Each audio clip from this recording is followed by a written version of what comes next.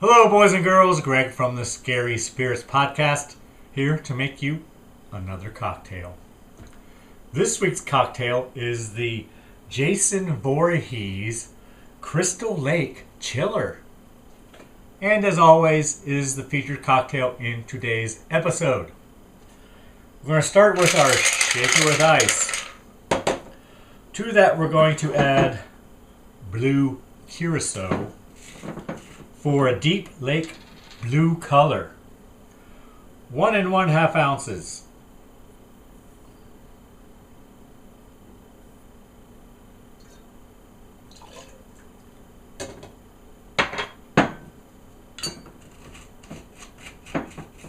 Next, 1 ounce vodka. Clear like lake water. 1 ounce.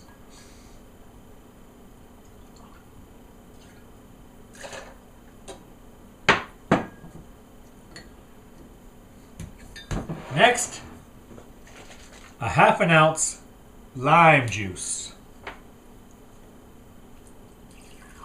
for sharpness.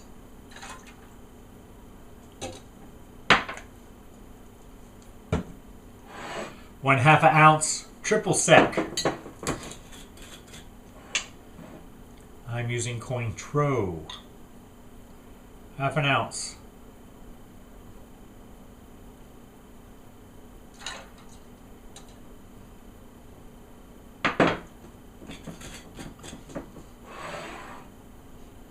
Then we shake vigorously until well chilled.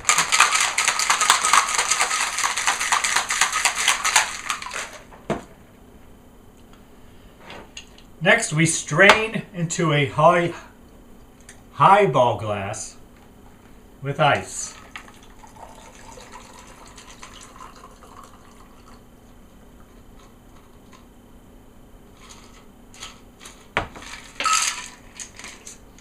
Need some more ice. There.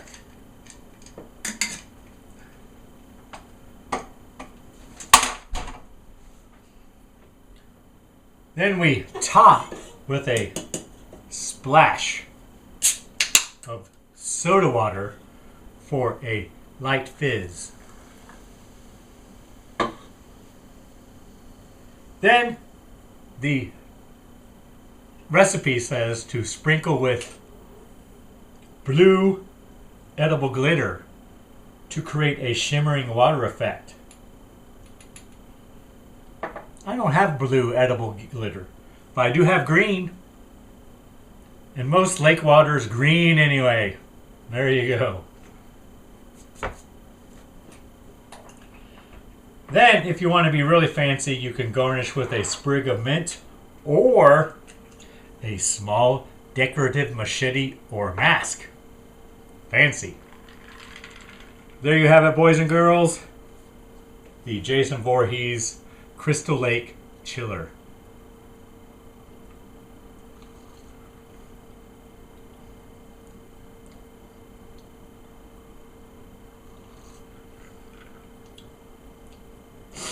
Pretty good.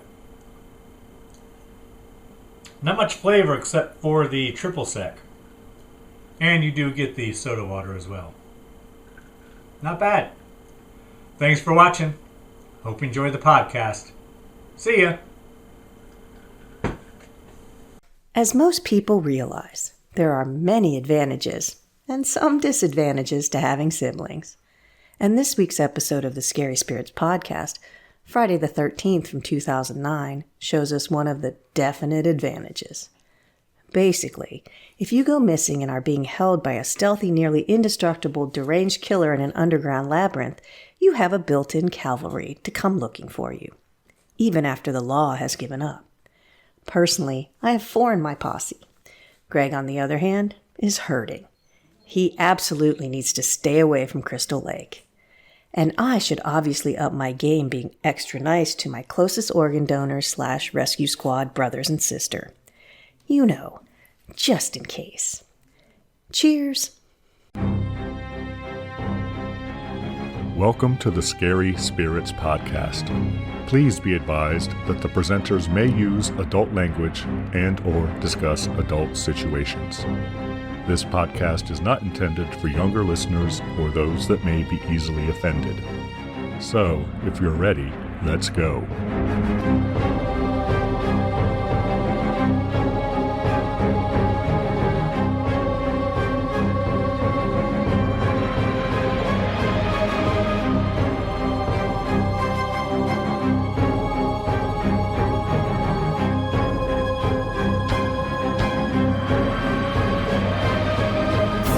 Hello, boys and girls. I'm Greg. Hi, everyone. I'm Karen.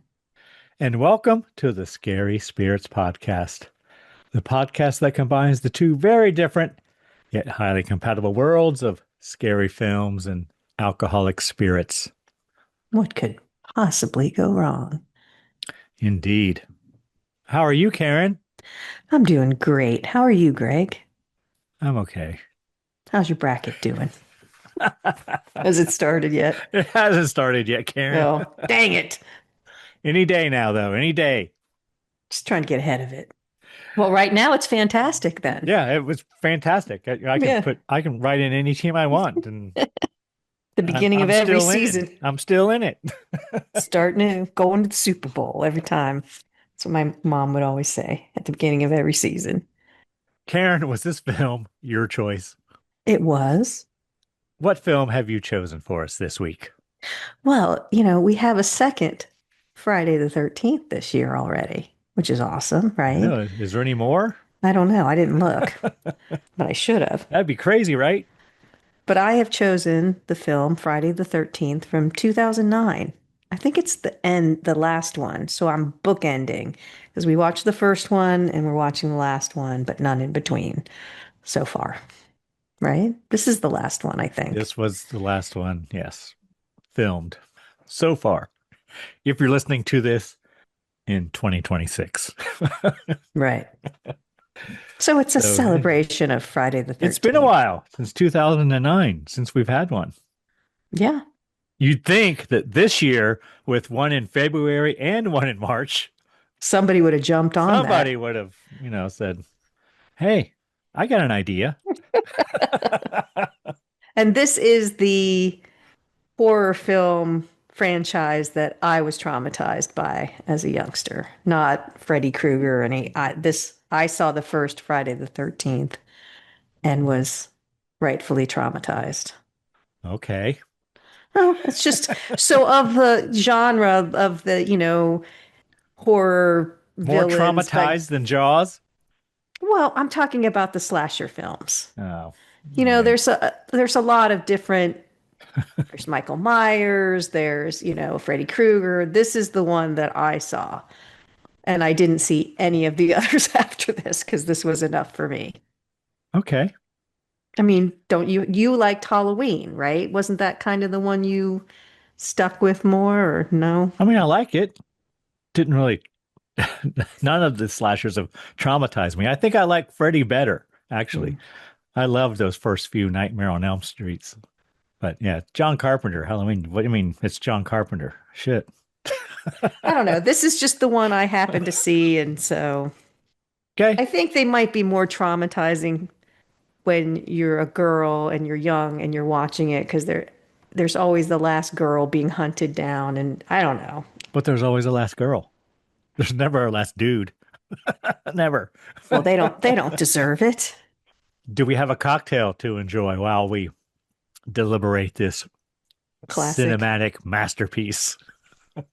We do. It's called Jason Voorhees Crystal Lake Chiller. Oh, I see what you did there, Karen. It's not a big leap.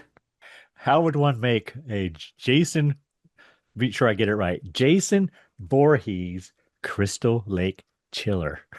Well, you're going to need 1.5 ounces of Blue Curacao for a deep lake blue color. 1 ounce of vodka, clear like lake water. Again, I don't know what lake water they do, but Stone Lick Lake ain't clear. Nope. 0.5 Camp Crystal Lake, Karen, but go on. 0.5 ounces lime juice for sharpness. 0.5 ounce of triple sec. A splash of soda water to add that misty effect. blue edible glitter, which I didn't have, to mimic the shimmer of the water under moonlight. And you can garnish with a sprig of mint to represent the forest around Crystal Lake. It's very dramatic, this drink that we're having. Fill a cocktail shaker with ice and pour in the Blue Curacao vodka, lime juice, and triple sec. Shake vigorously until the mixture is well chilled. Strain into a highball glass filled with crushed ice. Mine's not crushed. Top with a splash of soda water for a slight fizz. Sprinkle blue edible glitter over the top to create a shimmering of water effect, which I bet would look cool, and garnish with your sprig of mint. It's very Lanai. It's a beach drink, I think. I agree. Well, it's fruity because that's all Yeah. the flavors that are in it. Yeah. But I did not have blue glitter either, but I had green glitter, Karen, and it Ooh. actually makes it even more lake-like, I think. Yeah, that looks cool. Well, go to the YouTube channel. Greg makes all the drinks there, so you'll be able to see his green glitter effect. Yes, and take a look at my Camp Crystal Lake Counselor t-shirt as well. Well, look at you. I was all in the spirit, Karen, the holiday spirit. All right, Karen. Like to hear it. Should we give our friends and listeners time to make their own? Once again, make sure I get this right. Jason Voorhees Crystal Lake Chiller. I might call it just the Crystal Lake Chiller. I don't think you need the Jason Voorhees in front of it. That's just my personal opinion. It's yes. kind of redundant. Go off to Lake Life and make one of those drinks. Hold on.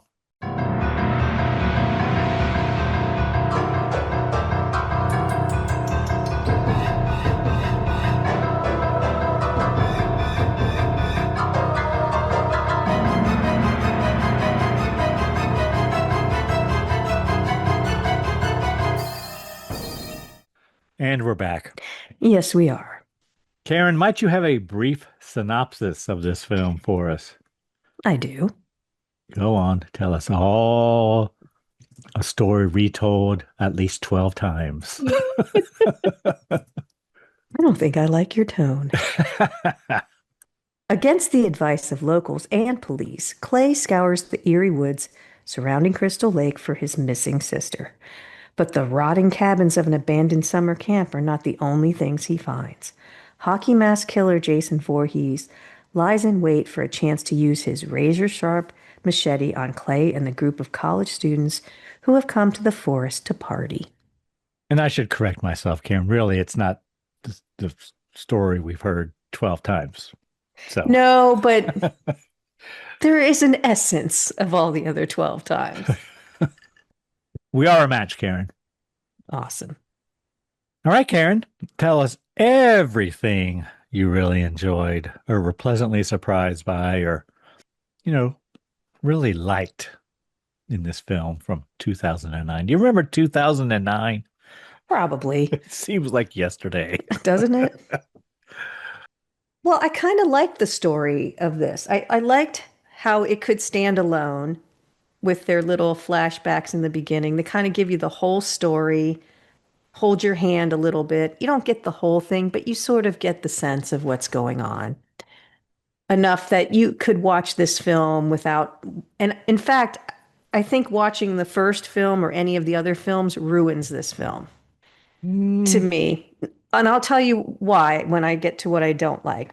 Not ruined it like it's a bad film, but kind of takes something away from it. I think as a standalone film, I liked it as a standalone film. I liked the lighting in it a lot. I liked the sets were pretty cool. The cast is small, which is nice. I thought the acting. If you don't count the credits cast. True. The main characters. Groups. We got two groups of co-eds here, Karen. True, but the main characters were. Yeah, but did you know that the main characters that the credits characters weren't the main characters? Well, I guess you did when they were all dead in the first half hour, but yeah. Yeah. I was like, wow, where's this gonna go? Where are we gonna go from here? There is sequel potential, but I'll talk about that in a minute too. I thought the acting was good overall. They're teenagers. They looked a little old for teens, kind of, but I thought it was good. As for what it is. I thought it was a Friday the 13th movie. It's what I expected it to be, with a little bit more dramatic lighting, maybe a little bit better cinematography, like all the things. It's a little more chaotic and less innocent.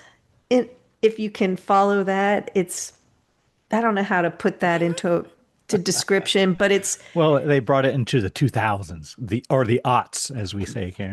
so I didn't have a problem with it. I know a lot of people didn't like it because when I looked up the plot summary, I could see like the Rotten Tomatoes or whatever, and it wasn't great, but I liked it for what it is. It's not like something that moves you. It's not a thinker. It's not like, but it's a teenage slasher movie, and I thought it was good. Do you have anything you liked about it? I liked the music. I liked how they incorporated the at certain points in there.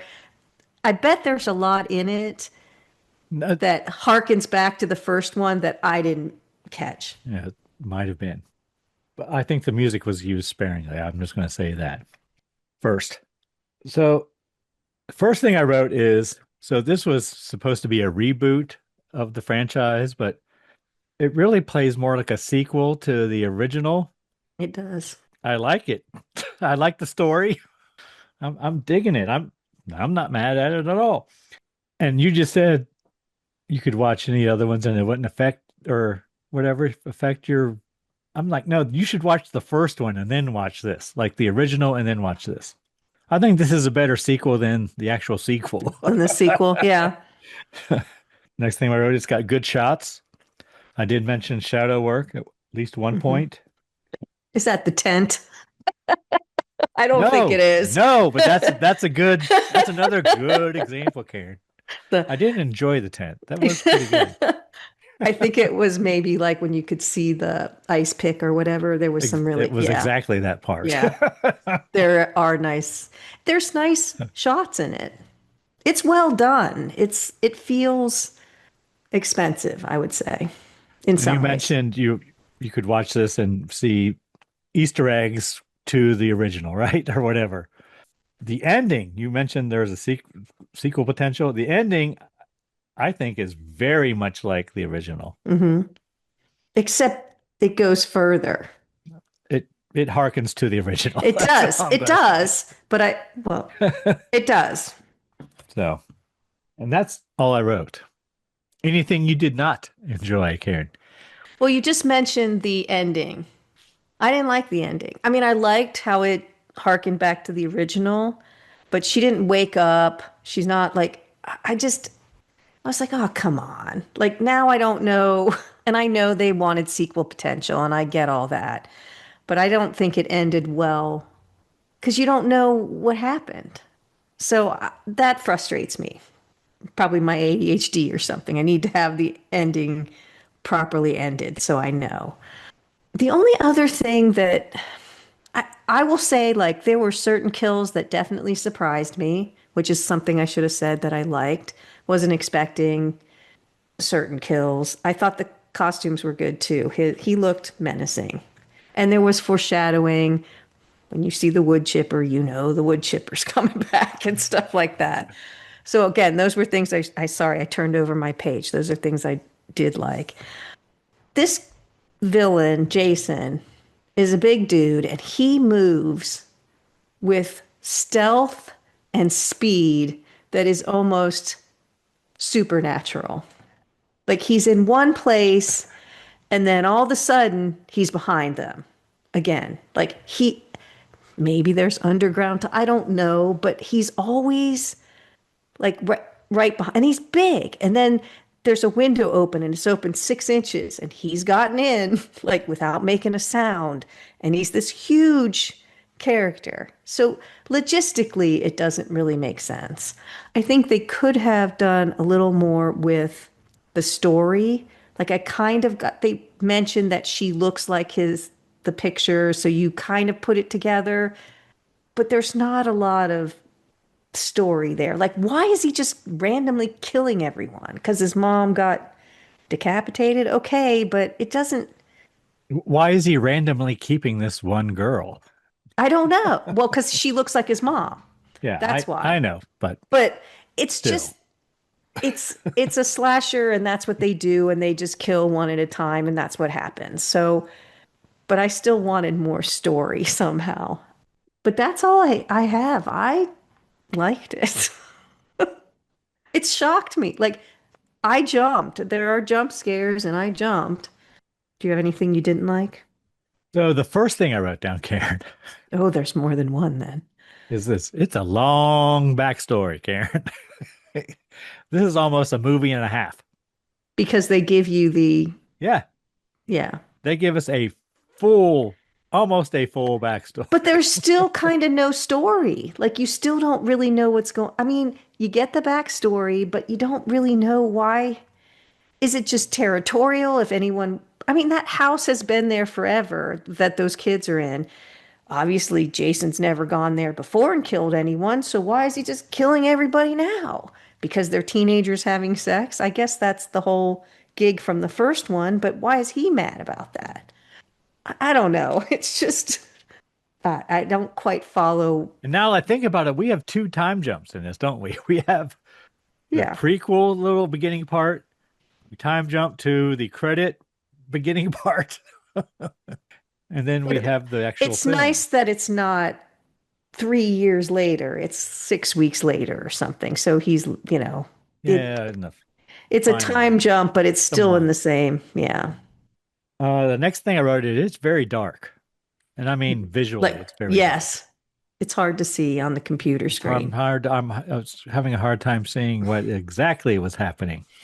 And I also wrote, it's a little long, Karen, a little long for reasons I've already described. We have like a prequel, a credits scene, But which what is would like a you, half hour, and then the actual film. what would you have taken out? The prequel?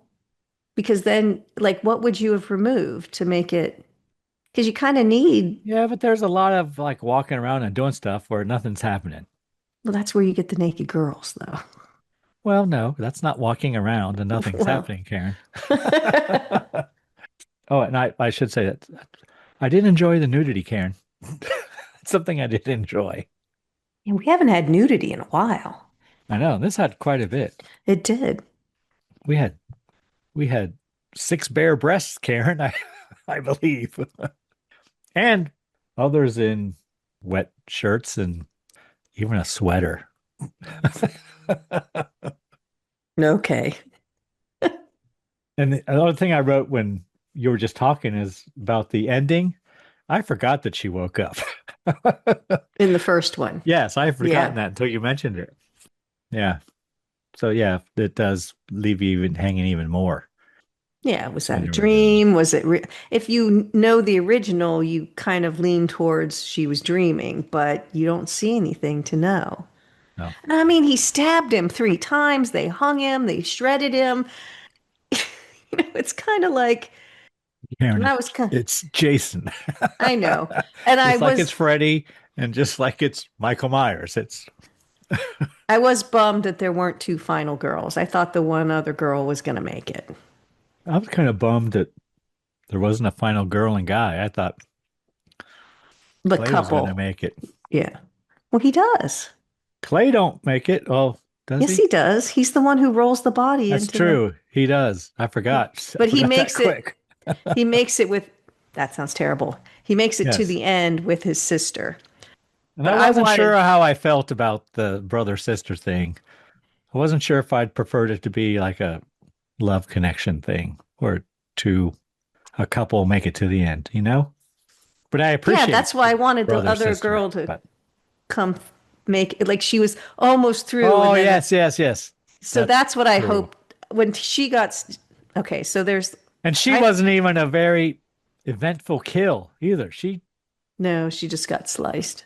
But I thought when that happened, I was like, oh, I actually went, oh, I wanted her to make it. Yeah, I agree. I did too. I like She her. almost did, but Jenna. anyway.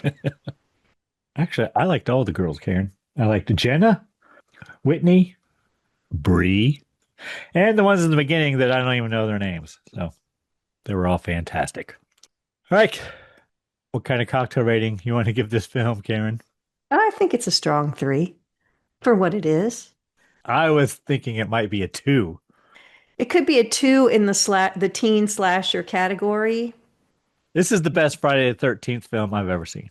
Well, but see, okay, so here's the thing, right? This is what I wanted to say about the thing that makes it a little less shocking is you've seen the original. So you know that they're going to go through and kill each character, right? I mean, you know that as a slasher film anyway, but I'm saying if you hadn't seen the first one, each one of these things would be so much more shocking. But since you know, having watched the original, the magic's gone, kind of. I Do don't you know know. what I mean? Like I was, plus, well, I was a lot younger when I watched the first one too. So I'm saying, like, if my kids wanted to watch a Friday the 13th, I would either say this one or the first one, right? To get I the would sense. say this one. If I To, didn't think, well, it depends on if I thought they would like go more into this whole series than just what I tell them to watch. If you're just going to watch one, this is the one to watch. but it's If got the, not, if you might watch more, you should watch the first one and then watch this one next. it's predictable because of the first one. If you don't have that all in your mind, it's not as predictable. Because I bet in the reviews, it's going to say, oh, it's predictable. Some of the kills are very similar to the first one. I think they're I haven't read it, so we'll see together. honoring the first one by, hanging them on the ant, like just the different things. Mm. There are throwbacks to that. I'm sure I didn't catch them all. But that's what I meant about watching the first one would kind of ruin it. Not, it makes you understand what's going to happen, and it's very methodic in the way it does. Whereas if you hadn't seen the first one, it would be new to you. But having seen 12 of them or whatever, if you've watched all of those, I'm sure there's nothing surprising in it. There's nothing unique about it necessarily, except that they rescue the one girl. No, but I bet people who have seen all of them really like this one. I think the acting's good in this one, you know, but all right. Well, let's see if they're going to eviscerate us. Are we giving it a 3? I wrote down 3. Okay. As a horror film, as a slasher, whatever, it's a 3. Well, in Or its genre, I yeah. think as a slasher, as a Friday the 13th film, it's a 2. But as a film, it's a 3. Yes. As an Okay. overall horror film, it's a 3. All right. Well, you already said you saw the Rotten Tomatoes I did. shit. So should I even ask you? I didn't see the others, but I'm going to, All right. I saw the Rotten Tomatoes. Was it in the 20s? Would you like to hear a review from the time? All right. Yes, I would. Sorry. All right. First, even though I think you've read some of this, I have to tell you it has a 5.5 out of 10 on IMDb, See, I didn't see that one. a 26% on Rotten Tomatoes. What do you think Google users say, Karen? 64%. 72%, Karen. See, Google users approve of or agree with me. you, not just us, you. I like how you took Well, I that like it over. better than you did, I think. I don't know. I might have given it higher than 72, actually. I really liked it. I think it's one of those where your expectation is not very high and it exceeded it. And I think that makes us think, because sometimes we go in, this is going to be so fun and fabulous. And then you're like, It meh. made a lot of money, Karen.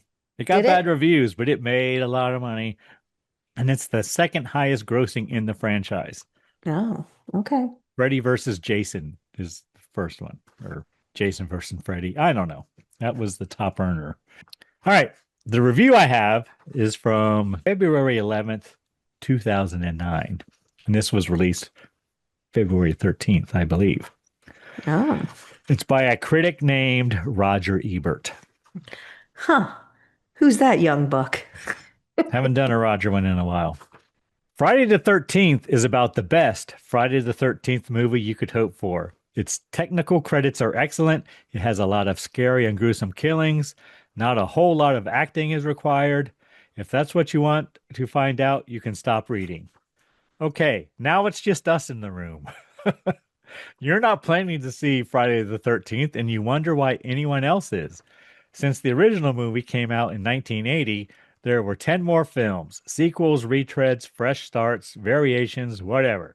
Now we get to 2009 Friday the 13th, which is billed as a remake of the original. That is clearly not.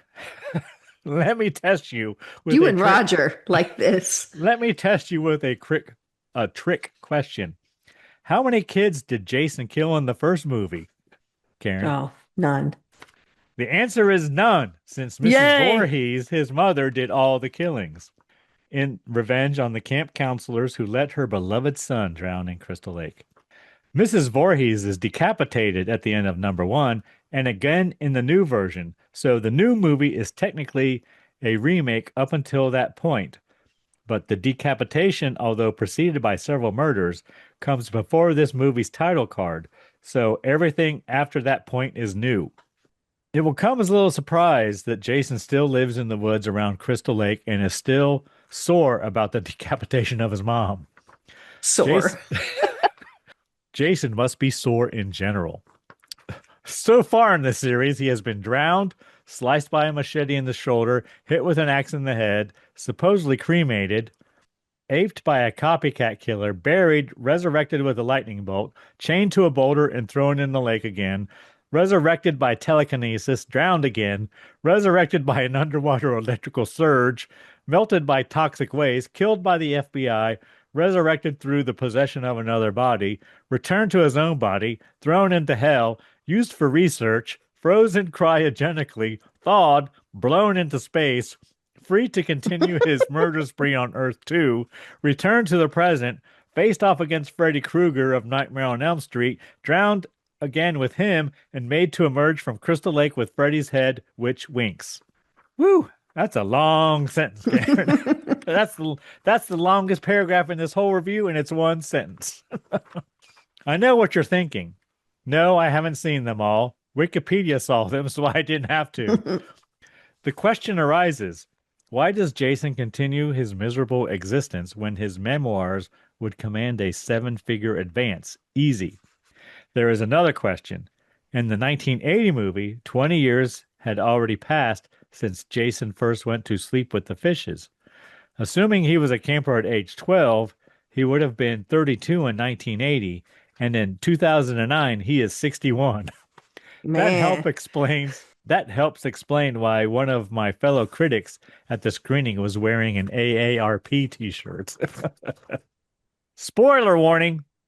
At the end of this film, Jason is whacked with an axe and a board, throttled with a chain, and dragged into a wood chipper, although we fade to black just before the chips start to fly. And we are reminded of Marge Gunderson's immortal words.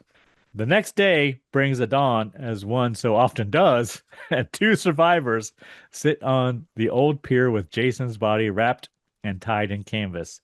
Then they throw him into Crystal Lake. Anyone who thinks they can drown Jason Voorhees for the 5th time is a cockeyed optimist. I think Roger liked it. Relative to the others, I believe so. Well, he does say it's... And for what it is. Technical credits are excellent. What did you think of the effects? They're fine. I mean, they're good. Well, you usually comment on them, so I was just curious. Yeah, they're good. It's very dark, though. I mean, I think that helps it. Actually, in that respect, can't see a lot of detail of what's going on. All right, Karen, before we get into it scene by scene, should we talk about next week's film? Oh, yes, let's. What do you got for us? Oh, is it my choice once again? The film we are going to watch next week, Karen, is a film from 1967. Is it a Hammer production? A Hammer production. Called The Mummy's Shroud. Wow. You're not a big mummies guy. So. I'm not. But The Mummy's Shroud was released on March 15th, 1967. And our next episode comes out March 18th. So happy birthday, Mummy's Shroud. Nice. Do you have a drink to go with it? I do, Karen. Excellent. What do we got? cocktail I have chosen to drink as we discuss me shroud is called the Bloody Snake Bite. Okay. How do you make it? We're going to need 2 ounces of Southern Comfort, 4 ounces of cranberry juice, a splash of Rose's lime juice, a handful of ice cubes, and a lime wedge for garnish. Interesting. In a glass, a highball would be ideal, just like the one we're drinking from tonight. But work with what you have. Add a few ice cubes. Pour in the Southern Comfort. Add the cranberry juice as well as a few splashes of Rose's lime juice. Garnish with a lime wedge. And enjoy the taste of New Orleans, it says, Karen. Wow. I don't know that it has anything to do with, well, the New Orleans part, with the shroud of the mummy shroud, but whatever. The Bloody Snake Bite. I'm not even sure it's going to be that bloody, but I know there's a snake bite, Karen. So there you go. Okay. Well, that's going to be helpful. All right. You ready to get into Friday the 13th from 2009, scene by scene? Yep. Let's do that. My Jason Voorhees Crystal Lake Chiller has just about evaporated. Already evaporated. That's a good one to take to Alabama with you. All right. Friday the 13th from 2009. Where did you watch this, Karen? I watched it on Amazon. And it was pricey. It was pricey. And I don't know if good. Or maybe they've been. Did they increase their prices? I don't know. Because we're going to do it. No, but I haven't watched one on Amazon in a long time. No, it was just pretty pricey for Amazon. $5.99 to rent it. There is a longer one with more scenes, like a director's killer cut. And it was less expensive, actually. Was it? I mean, yeah, but I didn't. Much longer. It's only a couple minutes. I didn't want to.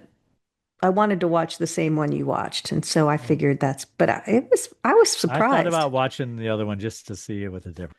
It said more violence, more sex, and I don't know, something more else. Sex? Yeah, you missed out. Like maybe 10 seconds of it? Probably. All right. On Amazon, where I watched it as well and paid $5.99 or probably $6.13 or something. No, that's true.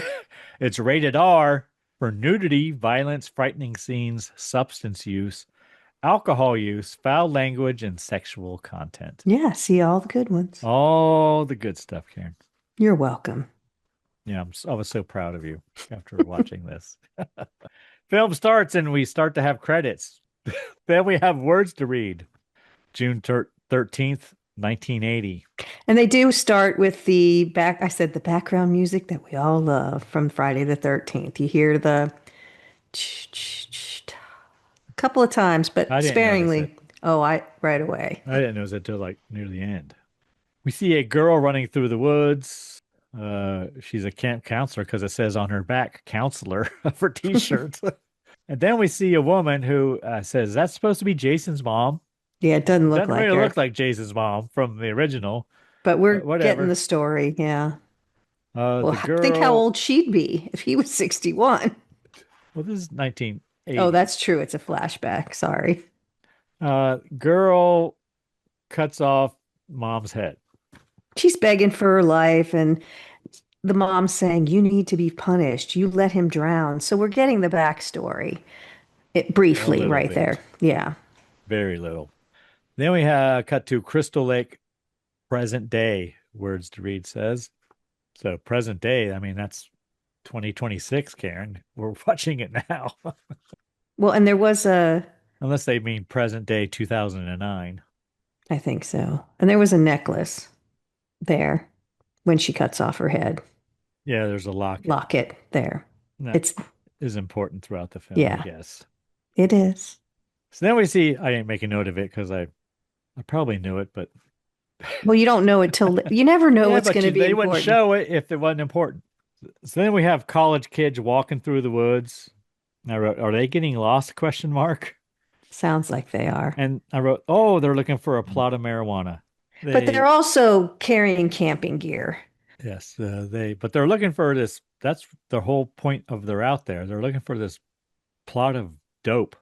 They decide to make camp for the night. One of the guys thinks they're close, judging by his GPS, Karen. Yes. And right here I wrote, the audio is terrible. Because for this very beginning, I struggled with the audio. It was bad.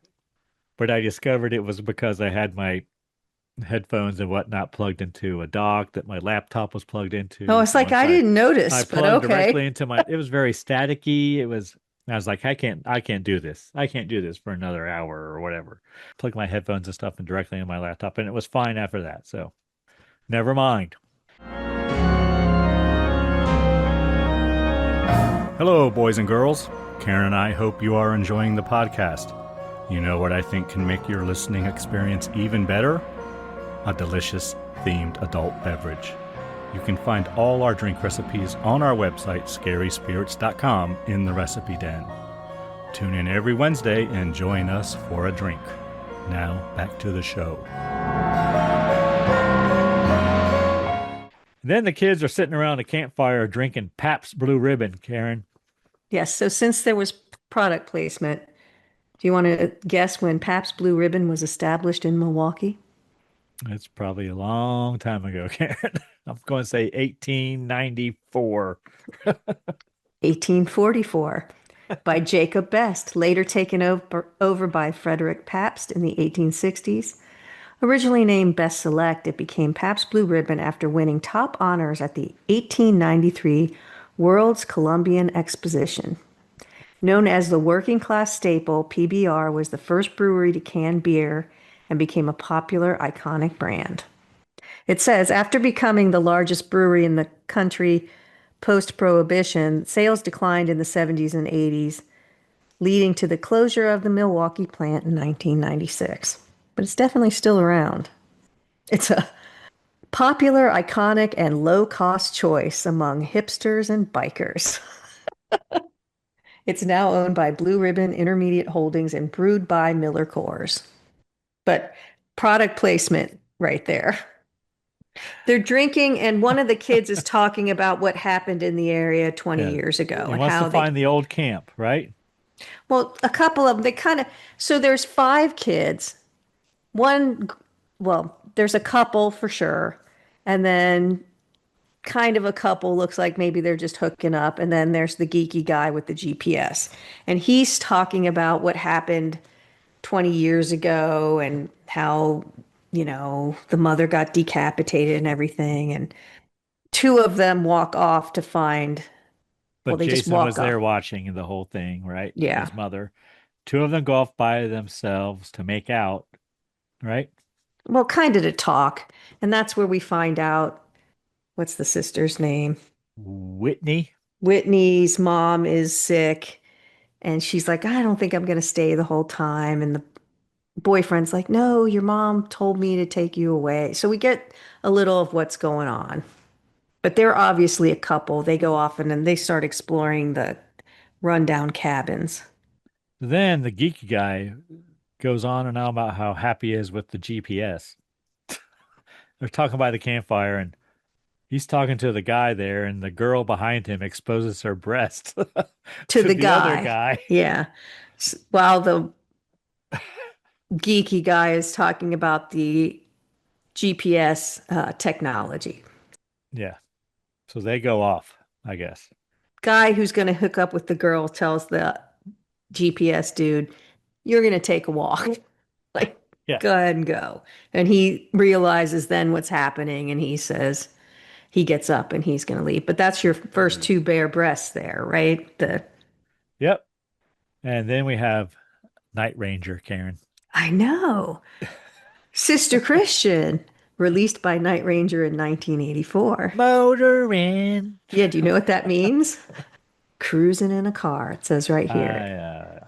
Sister Christian is a classic rock ballad written and sung by drummer Kelly Keagy about his younger sister, Christy. Originally, you ever seen Night Ranger, Karen? I love Night Ranger. You ever seen him? Yeah, we saw them, Craig. Oh, were you with us? Yes. So they misheard the title. It was supposed to be Sister Christy, but bandmate Jack Blades thought he was singing Sister Christian. Released in 1984 in June on the album Midnight Madness, it became the band's biggest hit, staying on the Billboard charts for 24 weeks. It was Adam Dunn's walk-up music when he played for the Reds. Really? Yeah. Motorman. I loved Night Ranger. All right. So the geek goes to take a piss, I wrote, and he finds the crop of marijuana. And I wrote, there's lots of big buds, and they're almost phallic buds. Is that what they normally look like? I wouldn't know, Karen, but But if you were to I've guess, never seen anything like that. would those be exceptional if you had to guess? If you were, Yes, yes. If I had to guess, okay. if I knew such things, I'd say those are some Wow. big buds, Karen. You would just be like, wow. Then Jason goes after him, and we hear a slashing sound, like the slashing sound you always hear, but we don't see anything. It's almost like, but it sounds like metal hitting metal. Like you always, the sound you always hear, whatever. So then the first couple we saw finds the camp.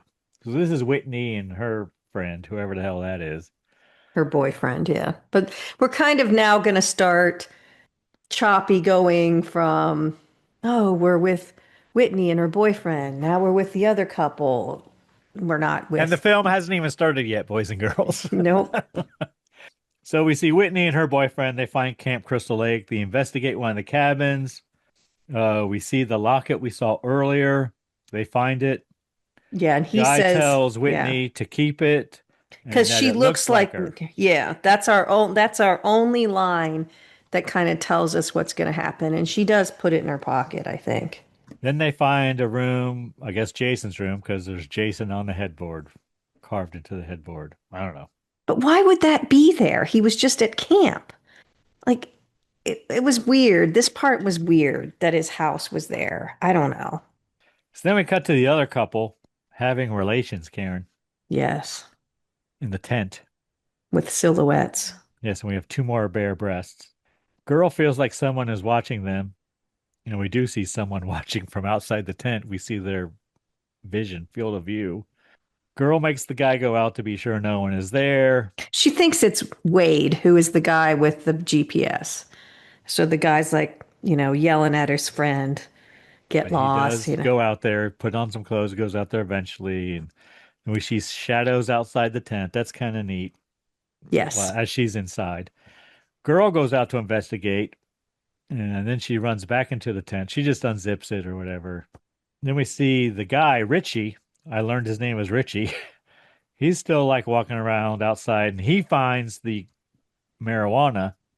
He finds the glow stick That Wade was using as a that Wade was flashlight. using, and then he finds Wade's body. And right here's where I wrote Wade's for the first time. So now I know his name is Wade. So then Jason, back to the tent, slashes into the tent. Richie goes running back. Because his girl starts screaming. I guess her name is Amanda because I wrote Yeah. Amanda. Amanda tied up and hung above a fire in a sleeping bag. Richie runs towards her and runs into a bear trap question mark. Yeah, Jason's booby trapped the whole scene. So he's roasting the girl and then he gets caught in the trap. And this is where I said, there's a lot of kills really early in this movie. Because I'm thinking, where's it gonna go from? I didn't real you think, where's it gonna go from here? Amanda falls out of the sleeping bag. She gone. Back at the camp, Whitney and Mike, oh, his name is Mike, I know now, find evidence of recent activity inside the cabins. Yes, Mike burning pulls candles. a head out of a shrine cut into a wall. Yes, surrounded by half burnt candles. It's a little creepy. They're walking around and a knife starts, or I guess it's really a machete, probably starts coming up through the floor of the cabin. Mike gets stabbed a couple times.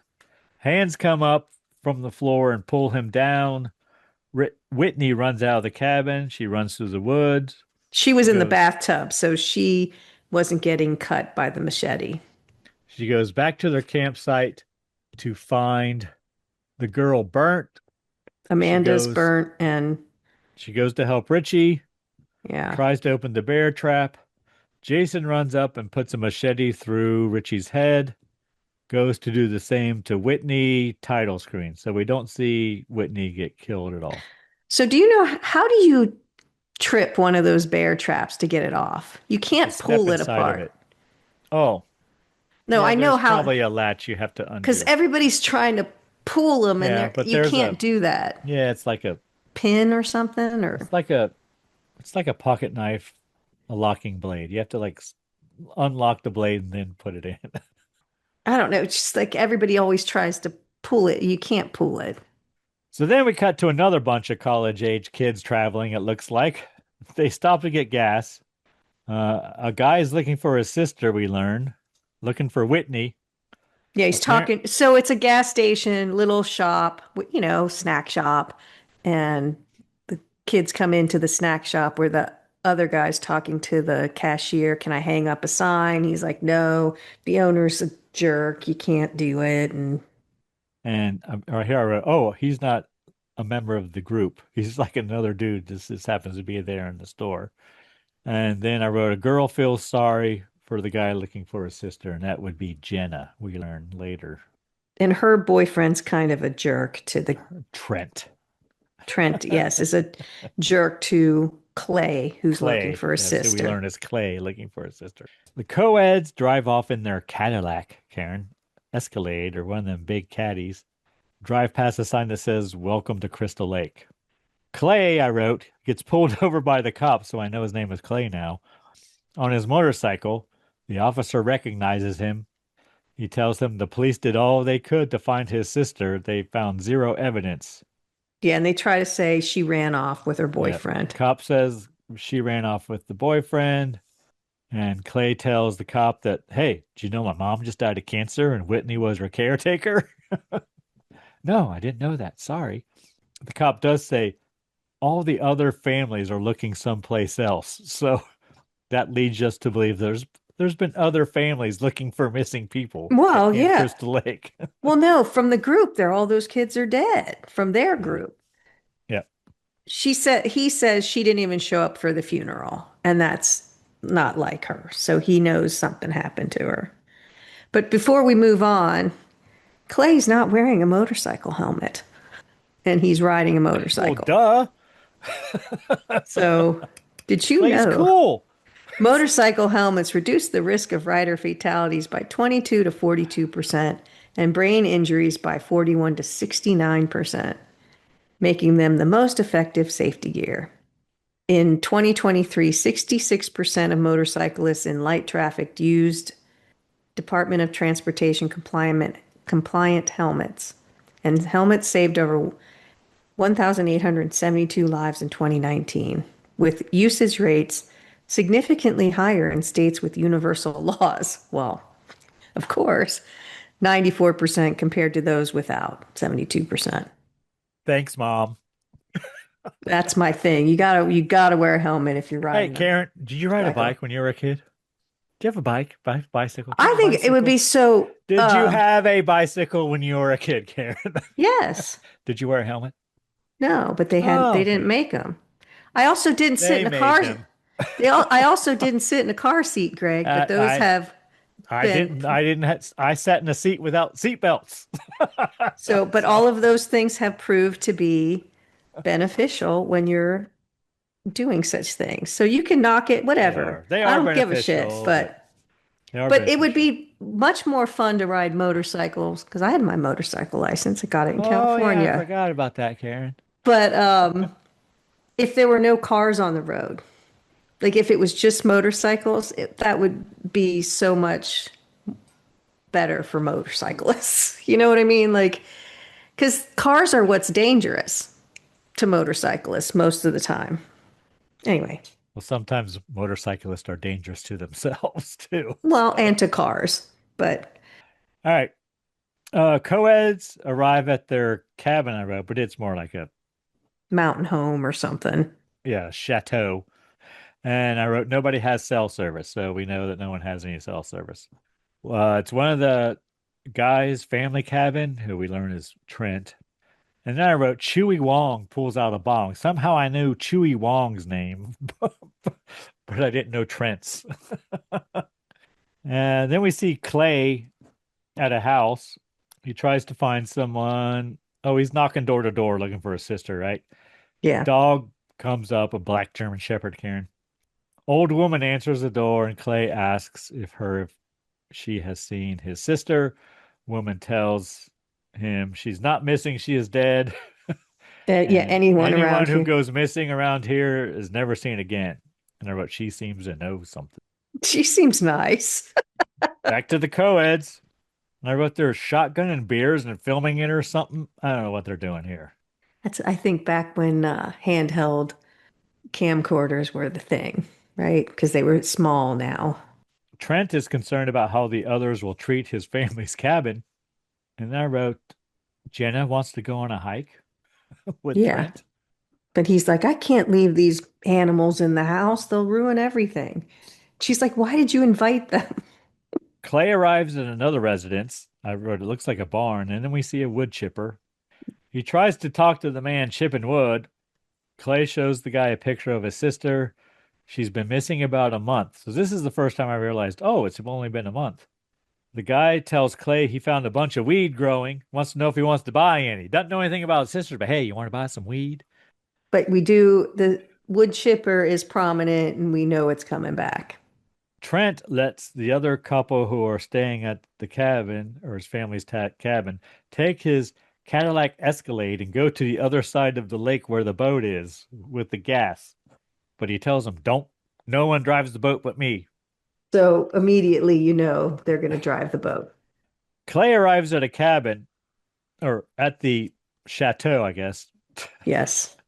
He He's recognizes just like the you girl. said, he's going door to door. He's dropping off the flyers that he made, the missing person flyers. Winds up at Trent's family's chateau, recognizes Jenna. Because she opens the door.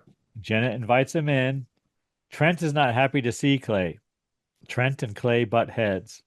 Jenna walks Clay out, and she offers him company, is what I wrote. Is Yeah, right? she's like, would you like some company? And she just leaves with him. Yes. So then we see the guy from the barn measuring weed. He's weighing out his weed for sale, I believe.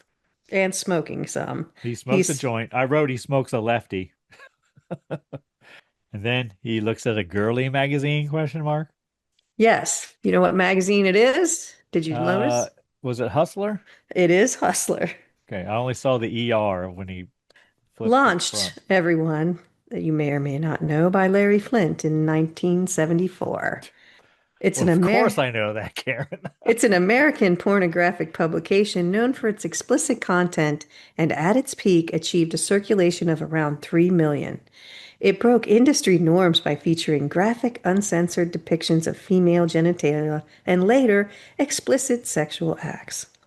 It was controversial. One of the things it did was publish unauthorized nude photos of former First Lady Jacqueline Kennedy Onassis, which caused sales to skyrocket. And Larry Flint was shot by a sniper in 1978, leaving him paralyzed and in a wheelchair for life. Hustler was considered more lowbrow and explicit than its rivals like Playboy and Penthouse. And after its peak in the 1980s, circulation dropped to about 500,000 in the 2000s. I wrote, he appears to be a very lonely guy. Yes, he does. He hears a noise because he's talking to the centerfold. I mean, all right, Yes. whatever. You do you, but he hears a noise and goes to investigate. And then we learn, oh, he has a mannequin too. Yes. Who That he he's lost his virginity Very to. familiar with, yes. Yes.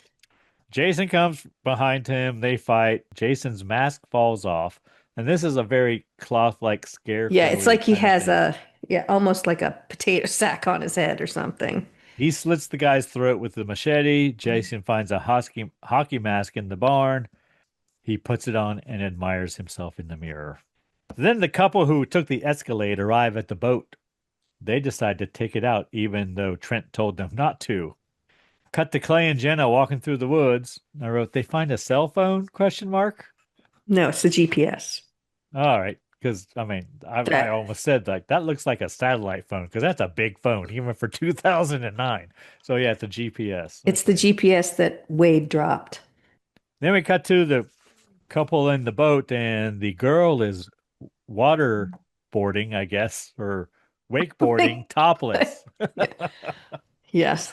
She has to be, and Wakeboarding. in a bikini bottom. So she's good too. Yeah. She's good at it. And we have two more bare breast. So are we up to six yet, or is that just four? No, I think that's four. Yeah, that's four. Back at the house, the others are playing beer pong. They make Trent, or they try to make Trent drink out of a sneaker, but he refuses. Um, and then Chewie drinks out of his own sneaker. Yeah, it's a little gross. Back to the girl wakeboarding on the lake. She wipes out. The guy turns the boat around to go pick her up, and then an arrow goes right through his head. That scared me. I did not expect it. Boat heading straight for the girl, hits the girl. She gets hit on the head.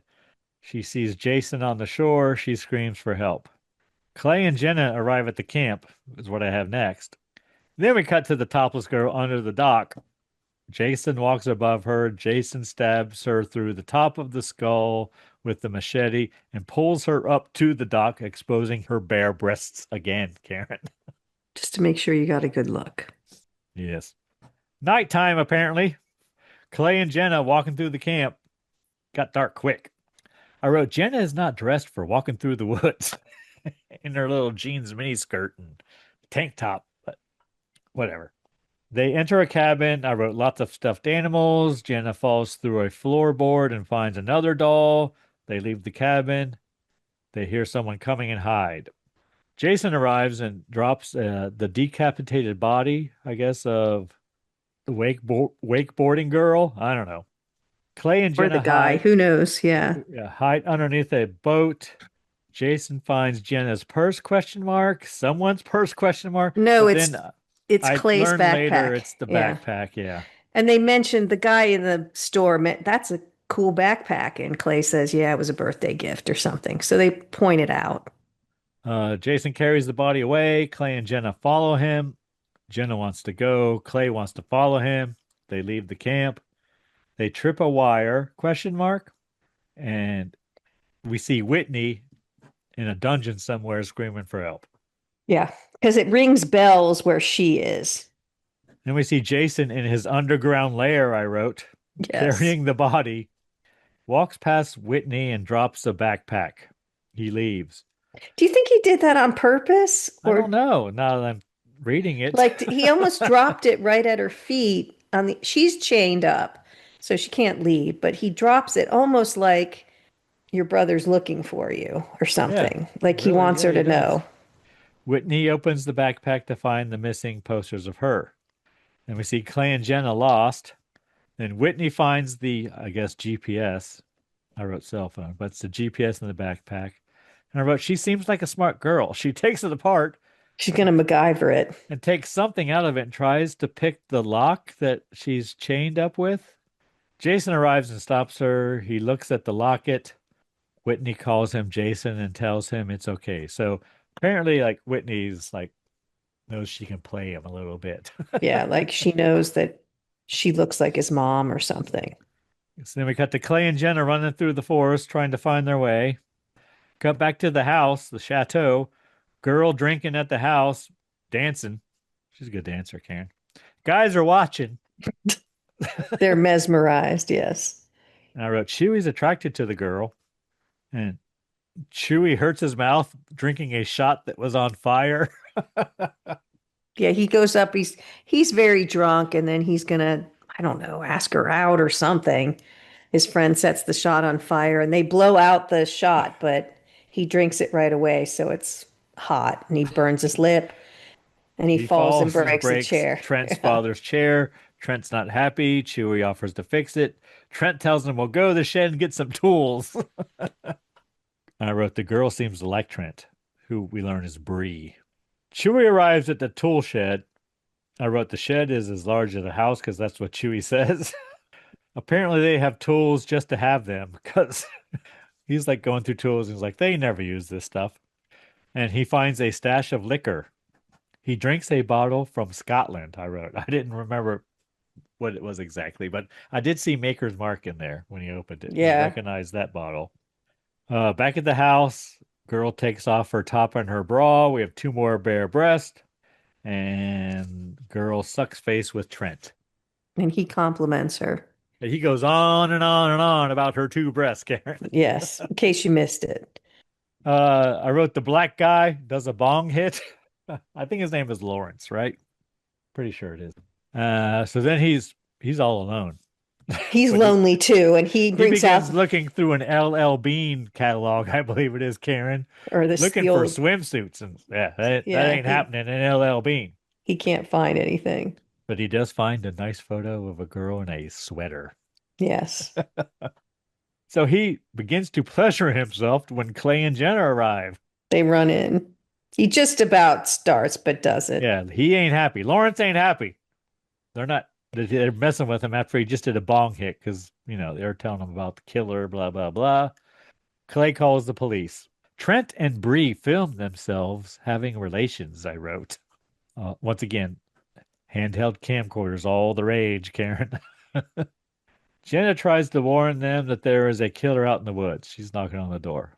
So I guess I thought her and Trent were together, but apparently not, because he just Oh. says, "Shut up and go away. We're busy." And he obviously knows it's her. Yeah, Trent and Jenna were a couple to begin with. Things change quick. See Chewie playing basketball in the tool shed, question mark. Then he That's how finds a big it hockey is. stick. Yeah. He plays with it and breaks the light accidentally. Yeah, he sweeps up the glass with the hockey stick. Then he picks up a piece of the glass and we see Jason standing behind him. I don't know why he picks it up, and then he stares at it like maybe he sees Jason's reflection behind him. I don't know. Didn't make much sense to me. Chewie offers him the hockey stick because he's got a hockey mask on. And he's very drunk. Yeah. Chewie pulls I think it's a screwdriver on Jason, and Jason turns it back on him and puts it through Chewie's neck. I was like, is this going to be the eyeball? Not the eyeball yet. I thought that was going to be the eyeball, but it's not. It's the neck. Up through the throat and through the face, kind of. Cut back to Trent and Bree having relations. Jason watches through the window. Well, it's a whole wall of windows, so it's not. Everybody would be watching it if they were outside. I wrote, they climax. Lights go out in the house. Phone is dead. Trent finds Clay in the house and is not happy. Clay and Jenna try to tell Trent that there was a killer outside. Trent wants them both to leave. Lawrence goes to look for Chewie with I wrote a frying pan, but it's really a wok. It's a wok. A wok with a handle, so it threw me off. He arrives at the tool shed. Light is flickering. He goes in, and well, of course they are, because flickering lights are spooky. He goes and looks for Chewie. And right here I wrote, "Ooh, I guess it's more like a wok." He also has a fireplace poker in his hand. Yeah. Aaron. So he's using the wok as like a shield, and his weapon is the fireplace poker. He finds the broken light fixture, and he finds blood on a freezer cabinet. He opens the freezer, but no, it's just meat, Karen. Yeah. But then Chewie falls from above him. Jason fights with Lawrence. Lawrence runs away. Jason grabs a axe, throws it at Lawrence, and hits him in the back. Yeah, it looks like almost like Lawrence is going to get away, but then because he fights him off pretty well. And then no, he falls him with an axe that right in the back. It's a double-bladed axe too. Back at Which the house. I don't think would. I mean, I guess it would stick, but oh, it'll stick. Back at the house, they hear the guy screaming for help. Lawrence. Jenna wants to help, but Clay stops her. He thinks that is just what Jason wants. yeah, he's using him as bait. Jason picks up Lawrence and impales him on something. I don't know what it is. Trent looks out the window, and we see Jason It's on the other. roof. Yeah, I think he pushes the axe through all the way. Is what he does. Trent tries the phone again. It's dead. Trent runs upstairs and grabs a handgun. Yeah, that would have been nice to have. Bree follows him wearing one of his shirts, question mark. I don't know what she's wearing. I like it though.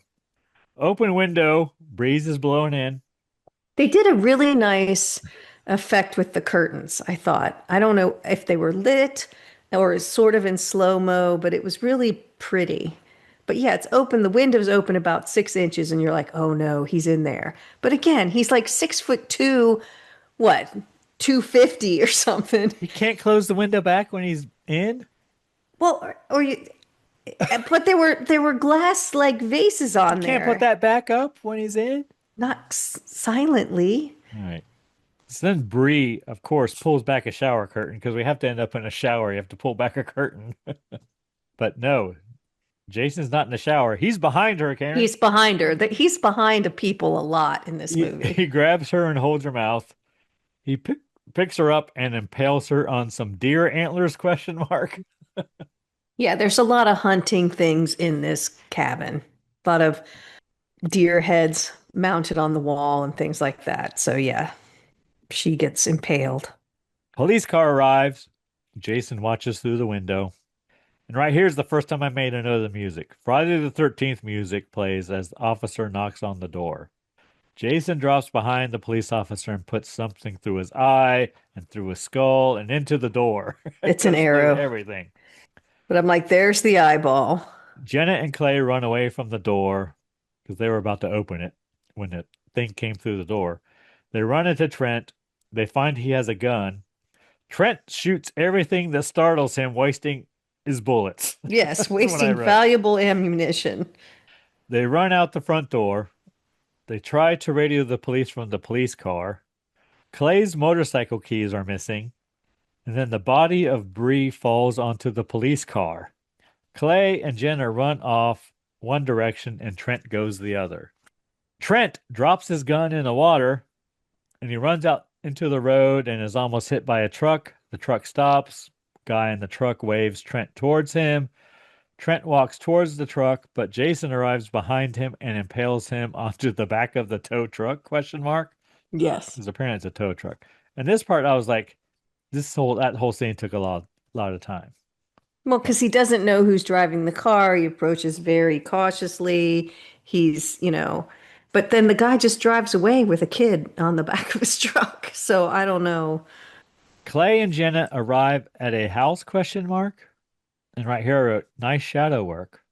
And then I wrote, Whitney screams for help and they hear her, so it must be in Jason's house. I don't know.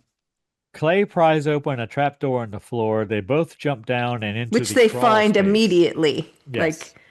And I wrote, there's bicycles and wheelchairs down there. I don't know what this shit is. But they eventually find Whitney. Clay tries to free her, and he tries to breaking the chains with his pickaxe. Jenna tries to get them to hurry up. Jason drops down into the crawl space. They run away. Jason follows them. So I guess he eventually breaks the chain. Breaking the chains. He does. I think that's the only Dawkins reference I've ever gotten into any of these podcasts. I'm sure we've broken other chains. They think they find a way out. Jason grabs Jenna. She gone, I wrote. Yes, so Clay gets through, his sister gets through, and he's like, take my hand, and he's about to pull Jenna through, and she gets sliced. And I was like, aw. Clay drops a lantern and catches the crawl space on fire. Clay and Jenna find a way out through a school bus, question mark. Yeah, that was weird. It's a school bus laying on its side. I guess if, you're Jason, you got nothing but time, you can build tunnels and whatever. Jason arrives and grabs Clay and smashes his face through the windows of the school bus. Well, yeah, because Jason's Whitney already is outside. So he got out some other way because the fire, Whitney, should have stopped him. Whitney runs back into the crawl space. She hides. Jason looks for her. He walks past Whitney and Whitney says, fuck you, and hits him. They fight for a bit, and Whitney gets out through the school bus, joining Clay, and then it begins to rain, Karen. Yes, so they get to slip and slide in the mud. And we have a wet t-shirt, too, but doesn't really show anything. They arrive at a barn. I missed that. Well, it's raining. Of course she's wearing a wet t-shirt. They arrive at the barn. Whitney hides. Clay walks through the barn with a knife. There's lightning, I wrote, Karen, but no thunder. Clay grabs a sickle from the wall. Jason comes through a window and grabs Clay. They fight. Clay hits the wood chipper and it starts up. Jason tries to put Clay through the wood chipper. Whitney comes behind him and calls his name, Jason. She holds the locket. Jason throws Clay to the side. Whitney tells Jason it's okay and that he can stop now. Clay grabs a bear trap and comes up behind Jason and hits him with it. I don't know, in the shoulder or something. And he wraps a chain around Jason's neck, and Whitney throws the other end of the chain into the wood chipper through the rafters, pulling Jason up through the rafters. So he's hanging there. He begins to choke. Beam breaks and Jason falls and goes after them. And chain is in the wood chipper. He is pulled toward the wood chipper. Whitney grabs the machete and calls his name. She says, "Say hi to mommy," and stabs him through the chest. And Jason begins to fall into the wood chipper. Say hi to mommy in hell. Next morning, Clay and Whitney dump Jason's body into the lake. They watch him sink to the bottom. Whitney drops the locket in after him. And the mask they drop into. Yeah, but the mask falls faster than Jason does. And then we see the mask at the bottom of the lake. Clay walks towards Whitney, and then Jason busts up through the dock and grabs her. Credits the end. All right, what did you think of the Jason Voorhees Crystal Lake Chiller? I probably put more cocktail? club soda than you did in it, though. I put quite a bit in. But I liked it. As I said, if I'm opening this little can of club soda, I'm going to put more than this little splash. I'm going. Yeah, I agree. That's what I did too. And the first drink, I got that very heavily, but none after that. So delicious. It's all you got is orange and lime. That's all you can taste because it's just orange and lime liquor with vodka. Yeah, it's good. I'm a fan. All right. Anything we learned today, Karen? Well, you got a Dawkins reference in. We talked about Night Ranger and Sister Christian, PBR, Hustler, and motorcycle helmets. Thanks, Mom. Yeah, that's what I do. Anyone you need to thank this week, Karen? I want to thank everyone who rides with a helmet. No. Well, I want to thank... I made John ride with the helmet, even though I never did. I want to thank our listeners. There's a lot of podcasts out there. We really appreciate that you choose to spend time with us. What about you, Greg? Who do you need to thank? Karen, I'm going to once again thank the band Verse 13 for providing all the music in the Scary Spirits podcast. Music definitely makes the podcast better. Anything else, Karen? Please drink responsibly. Yes. Hey, it's Karen, and I'm here to talk to you about getting social with us. Did you know you can follow us on Facebook, Instagram, and YouTube at Scary Spirits Podcast? Or check out our website, scaryspirits.com. If you have something to say, email us at info@scaryspirits.com. And as always, thanks so much for listening. Please drink responsibly.